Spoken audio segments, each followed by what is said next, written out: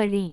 क्या आप कभी महसूस करते हैं कि जीवन में कई मौके आते हैं, लेकिन सही समय पर उन्हें पहचान नहीं पाते?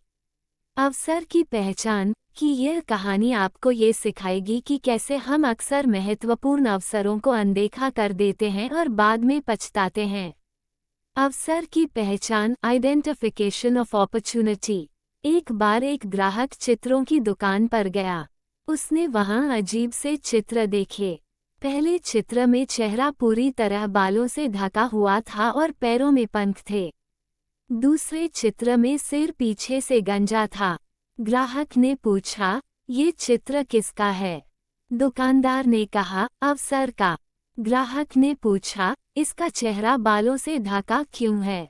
दुकानदार ने कहा, क्योंकि अक्सर जब अवसर आता है तो मनुष्य उसे पहचानता नहीं है।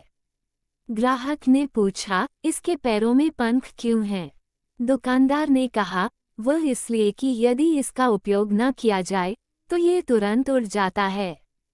ग्राहक ने पूछा, और ये दूसरे चित्र में पीछे से गंजा सिर किसका है? दुकानदार ने कहा, ये भी अवसर का ही है। यदि आप अवसर को सामने से ही पकड़ लेंगे तो वह आपका हो जाएगा। अगर आपने पकड़ने में देरी की तो पीछे का गंजा सिर हाथ आएगा और वह फिसलकर निकल जाएगा। वह ग्राहक इन चित्रों का रहस्य जानकर हैरान था, पर अब वह बात समझ चुका था। कहानी की सीख। आपने कई बार दूसरों को ये कहते हुए सुना होगा या खुद भी कहा होगा कि हमें अवसर ही नहीं मिला। लेकिन क्या ये सच है? नहीं, ये तो बस एक बहाना अपनी जिम्मेदारी से भागने और अपनी गलती को छुपाने का होता है। भगवान ने हमें ढेरों अवसरों के बीच जन्म दिया है। अवसर हमारे सामने से आते जाते रहते हैं, पर हम उसे पहचान नहीं पाते। आपको बस ये करना है। 1. सजग रहें। अपने आसपास के अवसरों को पहचानने के लिए हमेशा चौकस और जागरूक रहें।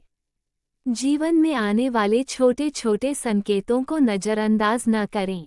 2. सही समय पर कार्रवाई करें। जब कोई मौका मिले तो उसे हाथ से न जाने दें।